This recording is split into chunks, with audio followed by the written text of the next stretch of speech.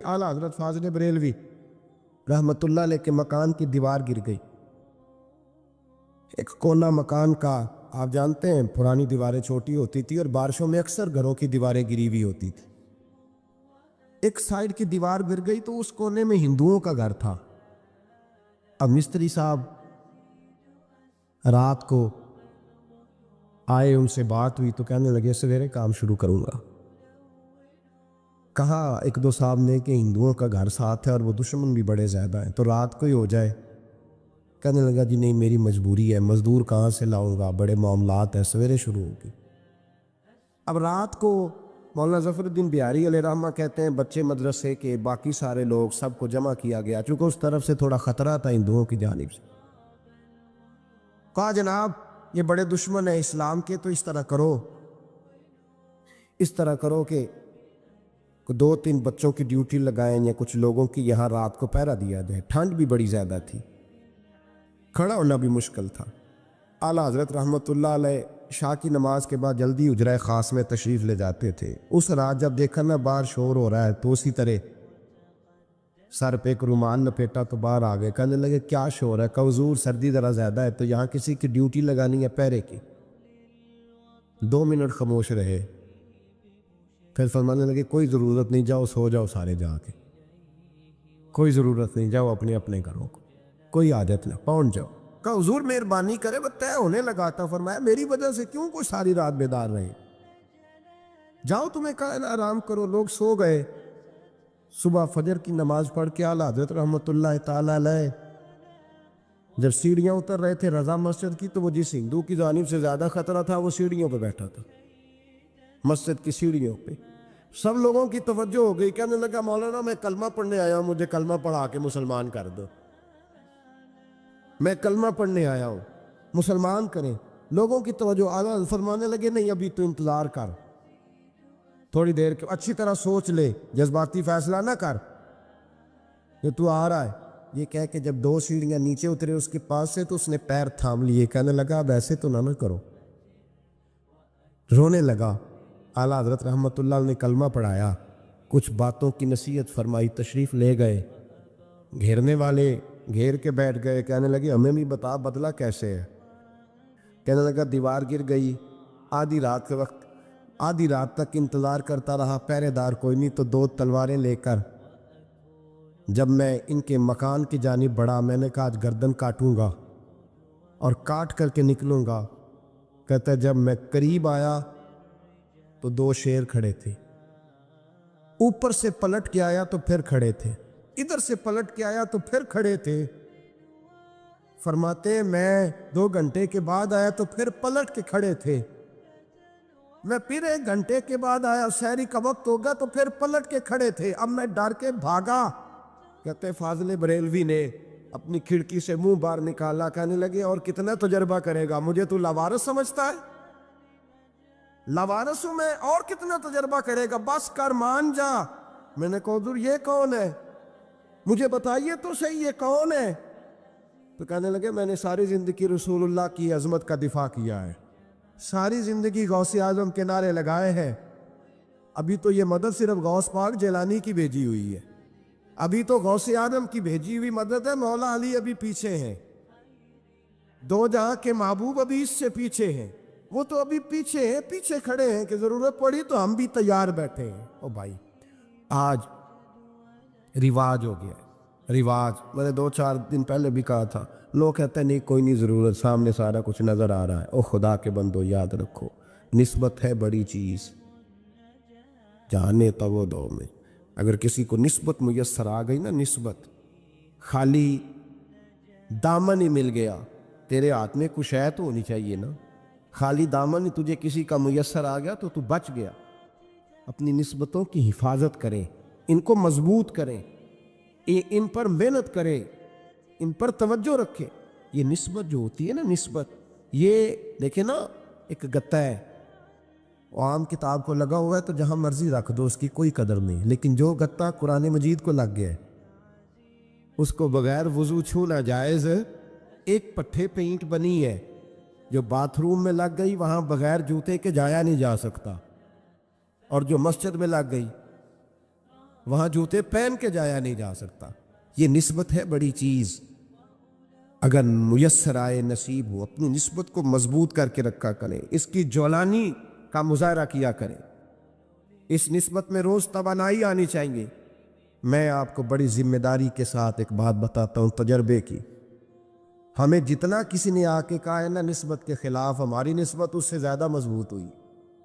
ہمیں جتنا کسی نے آ کے کہا ہے نا جی آپ کو کیا ملا، آپ کو کیا ملا، تو ہم نے اتنا کہا یار جیسے جیسے تو کہتا جاتا ہے ہماری تو نسبت میں اضافہ ہوتا جاتا ہے، ہمارا تو مزاج بدلتا جاتا ہے، روز ایک نیا پردہ کھلتا ہے، روز ایک نیا رنگ واضح ہوتا ہے، روز ایک نئی توانائی۔ ابھی تھوڑے دن کی بات ہے، ایک مولانا شرف الدین صاحب ہے، مفتی صاحب، میرے حضرت صاحب کے مرید ہوئے، مفتی تھے، عالم آدمی تھے، سرکار تاج الشریعہ، ہمارے شیخ سے بیعت کی۔ اب ہمارے حضرت صاحب کا اس وقت حال وہی ہے، وَرَأَيْتَ النَّاسَ يَدْخُلُونَ فِي دِينِ اللَّهِ أَفْوَاجًا۔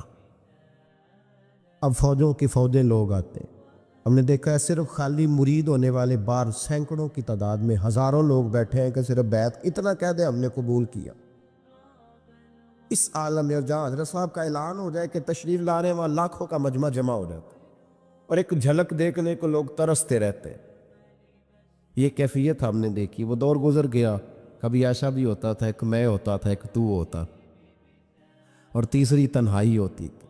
وہ دور بیت جاتا ہے، وہ لمحے کسی کسی کو نصیب آتے۔ حضرت کا وہ مولانا شرف الدین صاحب کہتے ہیں مرید ہوا، تو مرید ہوا مجمع میں، رسی حضرت پھینکتے ہیں یا چادر پھینکتے ہیں تو پکڑ کے مرید ہوا، تو ساتھ ساتھ اور چادریں باندھی تھی، لوگوں نے پکڑی ہوئی تھی۔ ایک مولانا میں جب بیعت ہو کے آیا ان کو بتایا تو مجھے کہنے لگے یار تو ایسی جگہ مرید ہو گیا جو تیری بات بھی نہ سن سکے، جن کو تو دکھڑا بھی نہ سنا سکے، جو مصروف ہی بڑے رہتے ہیں، کہاں مرید ہو گیا تو؟ ایسے پیر کا بیعت ہوتا جہاں تو جاتا وہ تیرے پاس آتے، گفتگو ہوتی، بات چیت ہوتی۔ کہتے جب انہوں نے مجھے بہت زیادہ قائل کیا نا، بہت زیادہ، تو میں نے ارادہ کر لیا، میں نے کہا بات ٹھیک ہے، بیعت کہیں اور ہونا چاہیے تھا۔ کہتے میں عشاء کے بعد سویا تو حضرت صاحب مجھے خواب میں ملے، خواب میں، اور فرمانے لگے مولانا جب آپ مرید ہوئے تھے تو آپ اس جانب بیٹھے تھے، اس کونے میں آپ تھے، اتنے لوگ آپ سے پہلے تھے، اس حال میں آپ مرید ہوئے تھے، اور جہاں تک بات چیت کرنے کی بات ہے تو آپ نے جو دل میں سوچا تھا وہ میں نے آ کے آپ کو بتا دیا ہے، پھر بھی بڑی ضرورت ہو تو میرے صاحبزادے کا نمبر لے لے اور فون کر لیا کریں، بات ہو جایا کرے گی۔ کہتے ہیں یہ ابھی بات ہو ہی رہی تھی کہ میرے دروازے پہ دستک ہوئی تو میری آنکھ کھل گئی، میری آنکھ کھلی تو میں پریشان ہوں کہ نمبر تو ملا نہیں۔ ایک انجینئر صاحب میرے محلے میں رہتے تھے، فرماتے ہیں وہ شام کو میرے پاس آئے اور کہنے لگے مولانا سنا ہے آپ حضرت مفتی اختر رضا صاحب سے مرید ہو گئے۔ میں نے کہا ہاں، تو کہنے لگے میں ان کے مدرسے میں کام کر کے آیا ہوں، میرے پاس ان کے بیٹے کا نمبر ہے، چاہیے آپ کو؟ نمبر ہے چاہیے؟ کہتے ہیں نمبر مجھے وہ شام کو گھر آ کے دے گئے۔ اب جب میں آستانہ نور پہ بریلی شریف ملنے کے لیے حاضر ہوا تو میرے دل میں خیال آیا، جب میں اندر گیا نا تو میرے دل میں خیال آیا حضور خواب جو آئی تھی اتنی بھی جلدی کیا ہے، ذرا ٹھہر جائیے، آپ ملے جو تھے تو صاحب نمبر بھی دے ہی جاتے۔ میرے دل میں خیال آیا تو السلام علیکم کے بعد حضرت کہنے لگے مولانا مجھے تو جلدی کوئی نہیں تھی، آپ کے دروازے پہ دستک ہو گئی تھی، مجھے تو کوئی جلدی نہیں تھی، آپ کا دروازہ بجنے لگا تھا، مجھے تو جلدی کوئی نہیں تھی لوٹنے کی، ہر مشکل دی کنجی یارو ہاتھ مرداں دے آئی، اور مرد نظر کرے جس ویلے مشکل رہے نہ کائی۔ بس لوگوں یہ یاد رکھو اور اس پہ عمل کرو، اپنی نسبتوں کو مضبوط کرے۔ ہمارا تو جیسے دن کا اجالا چمکتا ہے نا، چمکتا ہے دل کا اجالا، جیسے نیا دن چڑھتا ہے ہمارے لیے تو ایک نئی روشنی لے کے آتا ہے۔ اپنے آپ کو بیدار رکھیں۔ سورج اگر باہر پورا نکل آئے نا تو جو آدمی آنکھیں زور سے بند کر لے اسے کوئی شے نظر نہیں آتی، پورا سورج نکلا ہوا بھی ہو، سورج اسے نظر آئے گا جس کی اپنی آنکھیں بھی کھلی ہوں گی۔ تو آنکھیں نہیں کھول رہے تو آنکھیں نہیں کھول رہے، آنکھیں یہ شکوہ آنکھیں نہ کھولنے کا ہے، آنکھیں نہیں کھول رہے تو سورج کیسے نظر آئے گی؟ بات ذرا سخت ہے پر چلو آپ میرے عزیز ہے کر جاتا ہوں۔ ملا رومی رحمۃ اللہ تعالیٰ علیہ فرماتے مجھ سے ایک شخص نے کہا کہ نبی پاک صلی اللہ تعالیٰ علیہ وسلم اگر सिराजम मुनीरा है तो नज़र क्यों नहीं आते? तो मैंने कहा उल्लू अगर आंखें बंद कर ले तो उसे कोई शय नज़र नहीं आती। आंखें बंद कर ले तो उसे कोई शय नज़र, तो आंखें तो खोल ना, आंखें खोल। या मैं अपने कमरे में यूं पर्दा आगे करके लाइट बंद करके बाहर शोर मचाऊं, सूरज कोई नहीं, सूरज कोई नहीं, तो मुझे कोई बंदा कहेगा पागल है। इस तरह कर, बाहर निकल, इधर आ, तुझे दिखाऊं सूरज है कि नहीं, तेरी तो अपनी आंखें बंद है। इकबाल कहते हैं दिले बीना भी कर खुदा से तलब, आंख का नूर दिल का नूर नहीं, अंदर की आंखें खोल। अंदर इतना अंधेरा है तो बाहर कैसे नजर आएगा? लोग आंख ही नहीं खोलते, बस दाएं बाएं देखते रहते हैं। निस्बत को मजबूत करें। रब तो फरमाता है हबीब तू मौजूद है तो मैं काफर को भी अजाब नहीं देता। अब यहाँ खालिस निस्बत का बयान है, खालिस। ये नहीं फरमाया कि हबीब इनके अमल अच्छे है तो मैं अजाब नहीं देता। ये नहीं फरमाया कि हबीब यहाँ खाना काबा है तो मैं अजाब नहीं देता। निस्बत की बात फरमाई, निस्बत। ये नहीं फरमाया कि हबीब यहाँ रोज तवाफ होता है तो अजाब नहीं देता। यहाँ तिलावत होती है तो फरमाया हबीब तू है इसलिए मैं इन्हें अजाब। मदीने में कभी जलजला नहीं आया, पता है आपको? इसलिए नहीं आया कि वहाँ मेरे मुस्तफ़ा का गुंबद खजरा है। कोई फसल वो बीजते नहीं, कोई फसल बोते नहीं, वो कोई फसल भी, लेकिन दुनिया की हर शय आपको मदीने में मिलती। जो सबसे अच्छा फल खाना चाहे उसे मदीने में जाके मिलता है, इसलिए कि वहाँ गुंबद खजरा की हरियाली मौजूद है। दुनिया की हर नेमत मिलती है इसलिए कि गुंबद खजरा जो मौजूद है। तो भाई ये निस्बतों की बात है, निस्बतों की।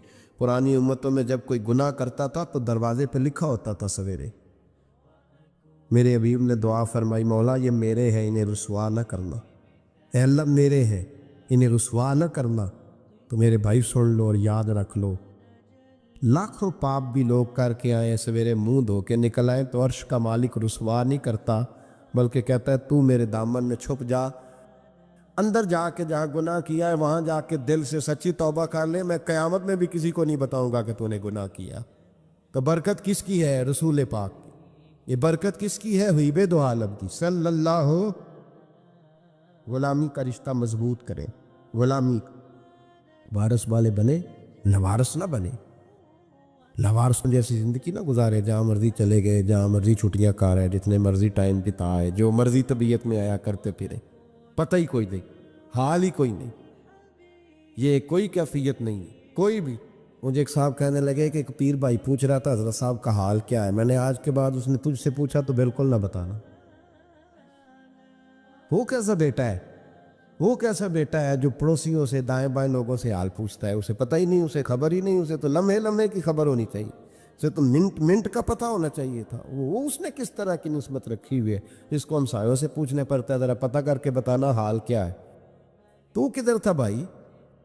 हज़रत अबू उबादा बिन जर्राह। सुनो, इस्लाम अमन का दर्स देता है, मोहब्बत का दर्स देता है। भाई इस्लाम ही तो अमन का दर्स देता है, पर जड़ी बूटी काटना बदअमनी नहीं होता, जालिम का हाथ पकड़ना बदअमनी, और अमन वाले और होते हैं बुज़दिल।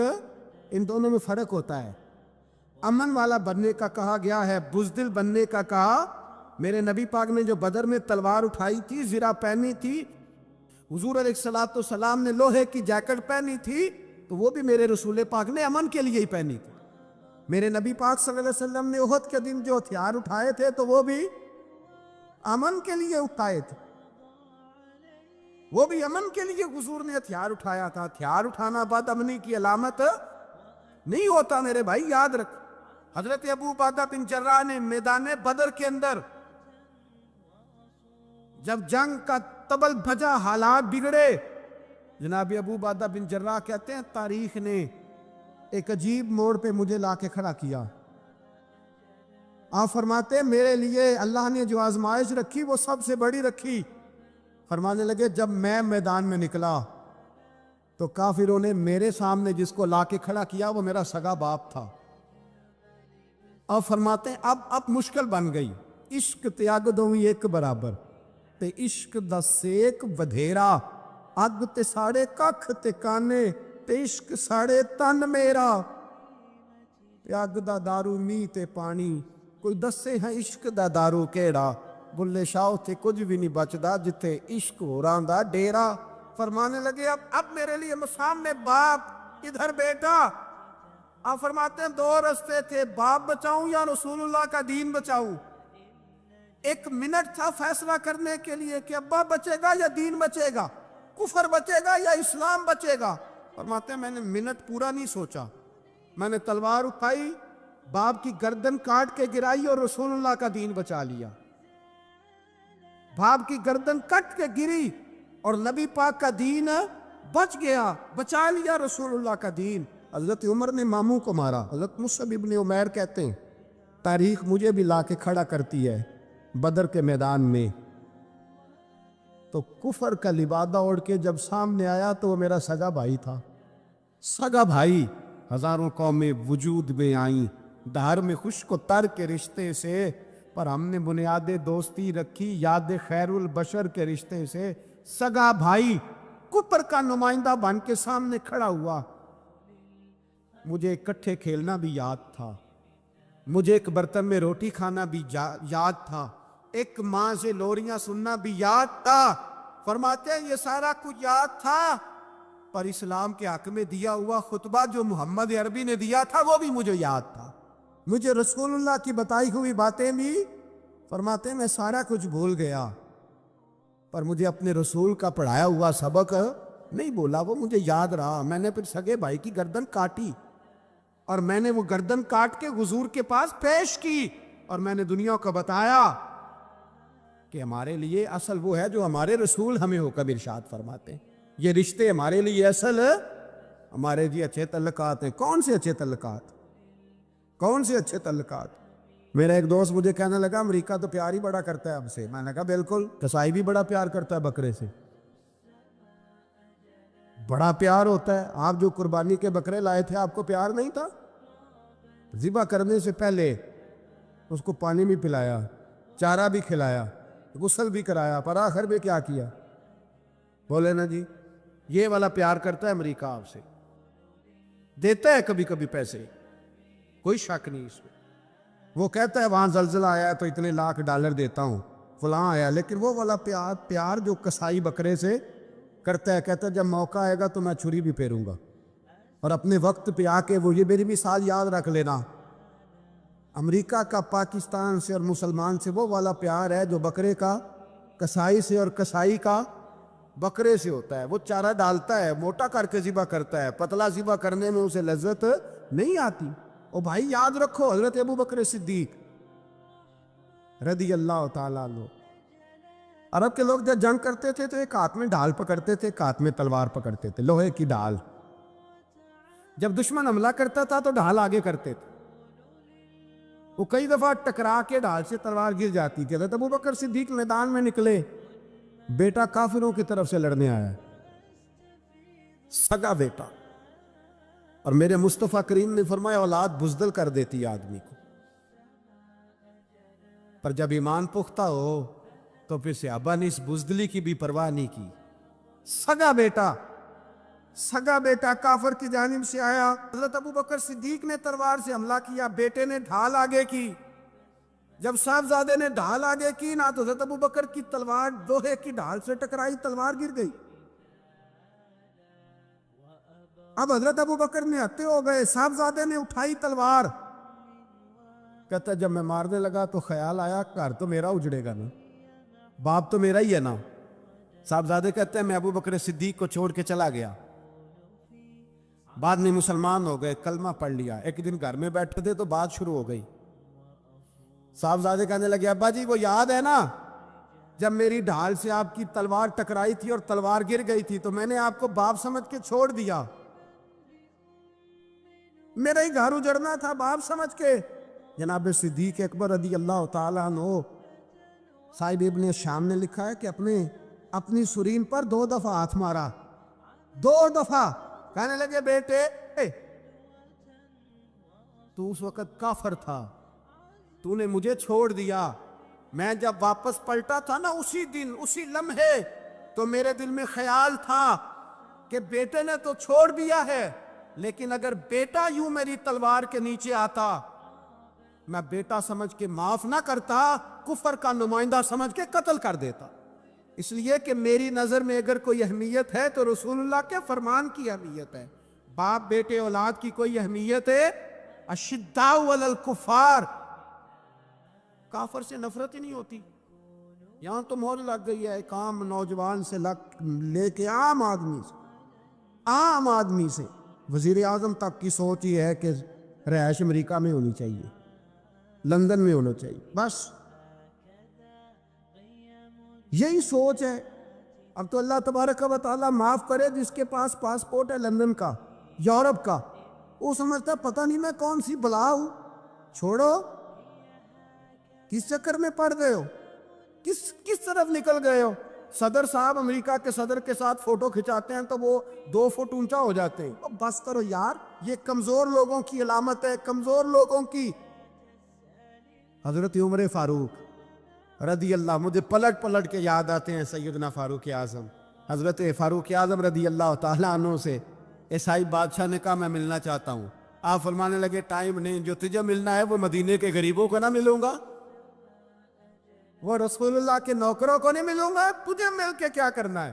میں انہیں ملوں گا جن کے لبوں پہ رسول اللہ کا درود جاری ہے، جو مصطفیٰ سے پیار کرتے ہیں. مجھے تجھ سے ملنے کی کوئی ضرورت ہے؟ ہمارے ہاں وہ نفرت نہیں کفر کے لیے جو مسلمان کے دل میں ہونی چاہیے، وہ مزاج ہی نہیں ہمارا، وہ شعور ہی نہیں. ہم جب بھی اتحاد کرتے ہیں کافر سے اتحاد کر کے اپنے ہی بھائی کو مارنے لگتے ہیں.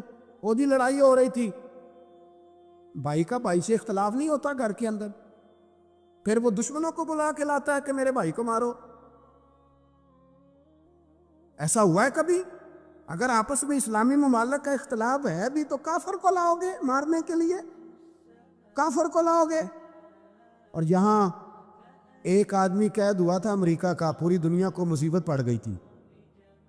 سمجھ آ رہی ہے؟ نام لینے کی ضرورت تو نہیں، بات کی سمجھ آ رہی ہے آپ حضرات؟ ایک آدمی قید ہوا تھا اور انسانی حقوق کی تنظیمیں اور ہمارے اپنے اندر سے بڑے بڑے، میں روشن خیال نہیں، میں روغن خیال کہتا ہوں ان لوگوں، بڑے بڑے روغن خیال اٹھ کے کھڑے ہو گئے، جی انسانی حقوق کی بات کرو، جی ایسے ہو گیا، جی ویسے ہو گیا. لے گئے بندہ چھڑا کے.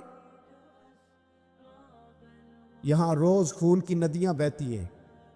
اقوام متحدہ جس سے مسلمان بھیک مانگتے پھرتے ہیں کہ مسلمانوں پہ مظالم بند کراؤ، اقوام متحدہ نے کہہ دیا کہ دنیا کی مظلوم ترین اقلیت کا نام برما کے مسلمان ہے.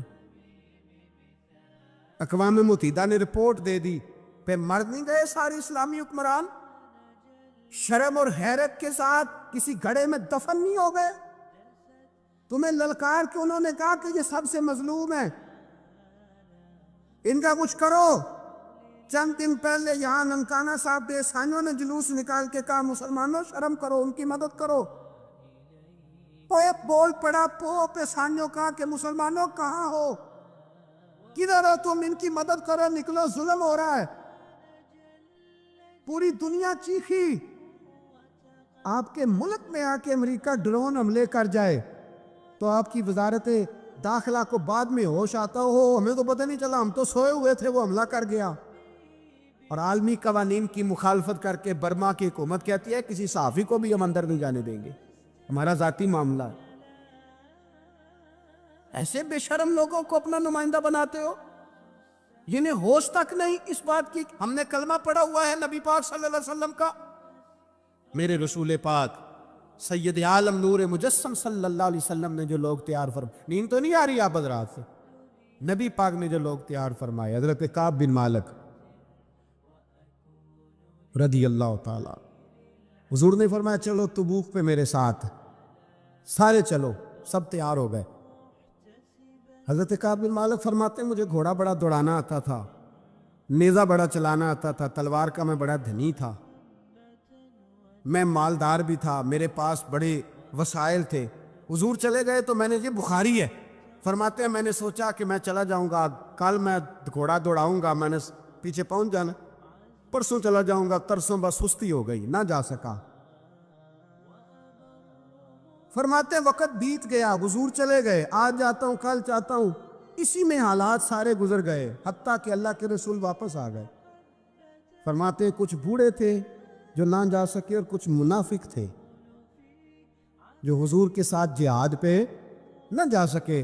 آپ فرماتے ہیں میں جوان بھی تھا، تیر انداز بھی تھا، اور دنیا عرب سارا جانتا تھا کہ مالدار بھی ہے، اللہ تعالیٰ کی دی ہوئی بڑی نعمتیں تھے۔ میں نہ گیا اور غلطی گئی، سستی گئی۔ فرماتے حضور مدینے میں آئے، جب مسجد نبی میں بیٹھے تو منافق آ کے بہانے کرنے لگے۔ کوئی کہنے لگا بچی بڑی بیمار تھی، کوئی کہنے لگا حضور کل ہی صحیح ہوا ہوں۔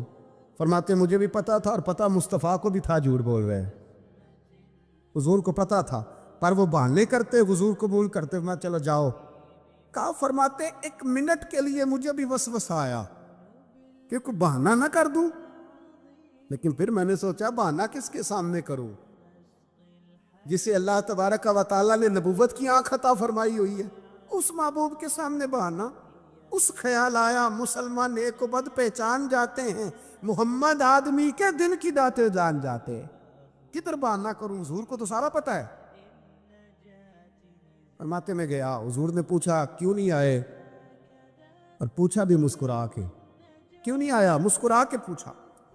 فرماتے میں نے سچ سچ بولا، میں نے کہا یا رسول اللہ سستی ہو گئی، حضور غلطی ہو گئی۔ جو بہانے لگا رہے تھے ان کو آزادی مل گئی، اور مکتب عشق کا دستور نرالا دیکھا، اس کو چھٹی نہ ملی جس نے سبق یاد کیا۔ فرماتے ہیں ان کو چھٹی مل گئی، میں نے کہا حضور غلطی ہو گئی، تو نبی پاک نے فرمایا اس سے کوئی بندہ کلام نہ کرے، خبردار میرے ساتھ بھی گفتگو نہ کرنا۔ حضرت کعب بن مالک فرماتے ہیں میرا چچا زاد بھائی، خالہ زاد بھائی سارے رہتے تھے، میں کسی کو سلام لیتا تو کوئی جواب بھی نہیں دیتا تھا۔ فرماتے ہیں میں مسجد میں نماز پڑھنے آتا، پر صحابہ کرام کو حضور نے منع کر دیا تو مدینے کی گلیاں بھی ناآشنا ہو گئی۔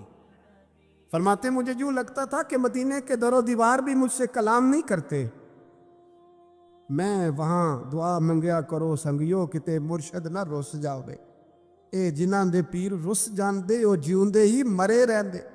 کہا اس طرح لگا کہ جیسے حالات بگڑ گئے سارے میرے حق میں۔ آپ فرماتے ہیں میں مسجد میں آ کے بیٹھتا تو جب مجھے پتا تھا میں جب آنکھیں ادھر کرتا تو حضور مجھے دیکھتے، اور جب میں نبی پاک کو دیکھتا تو حضور چہرہ پھیر لیتے۔ بول پڑے خواجہ غلام فرید صاحب، کہنے لگے میں ویکھاں تے میرا یار نہ ویکھے، جی میں نہ ویکھاں تو ویکھے، ایڈے نصیب کتھوں تتڑی دے، او میرے وچ ویکھن دے ویکھے، غلام فریدا او بوے یار دے مریے، فامے ویکھے یا نہ ویکھے۔ آپ فرماتے میں سید عالم صلی اللہ علیہ وسلم کو دیکھتا تو حضور رخ انور پھیر لیتے۔ حضرت کعب بن مالک رضی اللہ تعالیٰ عنہ فرماتے ہیں کہ حضور کا حکم آیا کہ بیوی کو علیحدہ کر دو۔ بار پہلے کوئی نہیں بات کرتا، اب کہا بیوی کو علیحدہ کر دو، تو میں نے کہا حضور طلاق دے دوں؟ فرمایا نہیں میں کہ بھیج دو، طلاق نہیں دینی۔ فرماتے ہیں بال بچہ بھی چلا گیا، نہ گھر میں کوئی نہ باہر کوئی، تنے تنہا۔ آپ فرماتے ہیں زمانہ جانتا تھا، عرب کے صوبوں میں بات پھیل گئی کہ کعب بن مالک جیسا سردار، مالدار، گھوڑ سوار، تیر انداز، نیزہ باز، اتنا بڑا سیانہ سنجیدہ آدمی جدا کر دیا نبی پاک نے۔ فرماتے ہیں غسان کے عیسائی بادشاہ نے مجھے خط لکھا۔ حضرت کعب فرماتے ہیں بڑی آزمائش تھی، پر یہ مصیبت سب سے بڑی تھی۔ غسان کے عیسائی بادشاہ نے خط لکھا، اس کا آدمی مجھے ڈھونڈتا پھرتا مدینے میں، میں ملا تو خط اس نے مجھے دیا۔ خط میں یہ نہیں لکھا تھا کہ کافر ہو جاؤ معاذ اللہ، یہ نہیں لکھا تھا عیسائی ہو جاؤ۔ اس نے خط میں لکھا کہ کعب ہم نے سنا ہے تمہارے نبی نے تمہیں چھوڑ دیا، ناراض ہو گئے، تم تو اس قابل تھے کہ صوبے کے گورنر بنائے جاتے، تم تو بڑے عہدے کے قابل تھے، تمہاری تو شہرت ہے سارے علاقوں میں، تم آ جاؤ ہمارے پاس، ہم تمہیں بہت بڑا عہدہ دے دیں گے۔ حضرت کعب بن مالک فرماتے ہیں اب میری چیخیں نکلی، اب میں تڑپ کے رویا، میں نے وہ اس کا خط پکڑا اور جلتے ہوئے تنور میں ڈالا، اور مسجد نبی میں سر سجدے میں رکھ کے میں نے کہا اے اللہ میرا ایمان اتنا ہی مشکوک ہو گیا ہے کہ کافر کہتے ہیں میں ان کے ساتھ مل جاؤں گا، اے اللہ میرا ایمان اتنا مشکوک کافر سمجھنے لگے ہیں کہ میں مسلمانوں کو چھوڑ کے ان سے اتحاد کروں گا۔ یہاں لوگ کہتے ہیں ہم نے پریشر کے لیے ان کو ساتھ ملایا ہے، ہم نے پریشر کے لیے کافر سے سمجھوتا کرو گے؟ اپنے بھائی پر ظلم کرنے کے لیے بے ایمانوں کے ساتھ دوستی کرو گے؟ حضرت کعب بن مالک فرماتے ہیں میں نے تندور میں ڈالا، میں تڑپ کے رویا، میں نے کہا اے اللہ میرا اتنا امتحان نہ لے کہ کافر سوچنے لگے کہ میں اسے سمجھوتا کروں گا، اے اللہ مہربانی فرما، اتنا امتحان نہ لے۔ روتے روتے گھر گیا، سحری تک روتا رہا۔ ایک آدمی دوڑا آیا، کہنے لگا کعب جلدی چل، حضرت جبریل آ گئے ہیں، اللہ نے تیری توبہ قبول فرما لی ہے، رسول پاک نے تجھے یاد فرمایا ہے، چل آ جا۔ حضرت کعب بن مالک فرماتے میں قدموں میں گرا اور میں نے کہا محبوبہ میرا سارا ہی مال لے لے، حضور میری ساری صلاحیتیں لے لے، رکھ لے سارا کچھ، مجھے وہ مال نہیں چاہیے جو آپ کے دروازے سے دور کر دے، حضور وہ دولتیں میرے کس کام کی جو آپ کے دروازے سے دور کر دے، بے نور بے چراغ جو محفل ہو پھونک دو، اعظم بلا سے اپنی وہ ہستی ہی کیوں نہ ہو، جو چیز اس کی راہ میں حائل ہو پھونک دو۔ حضرت کعب بن مالک رضی اللہ تعالیٰ عنہ نے ایک منٹ کے لیے بھی کافر سے سمجھوتا کرنا پسند